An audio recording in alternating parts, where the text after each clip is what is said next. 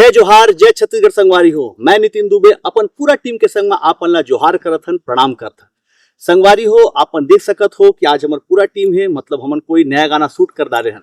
लेकिन सबसे पहले अपन कलाकार मन संग और अपन टीम संग मन आपके इंट्रोडक्शन करा दो। मैं हमर संग में है हमर गाना के हीरोइन रितिका यादव जी, और ये गीत के DOP director Diptanshu Chhadi Malik, choreographer creative director Ram Yadav ji, हमारे टीम के टीम मैनेजर जीवन दास जी, असिस्टेंट डायरेक्टर राहुल जी, और हमार मेकअप मैन शिवम जी, और हमारे टीम के सभी सदस्य मन आप मन के संग महान।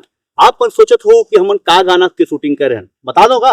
बता दो। तो Nitin Dubey official YouTube channel में बहुत जल्दी हम लेके आत हन हमार नवा गाना चांदी 3।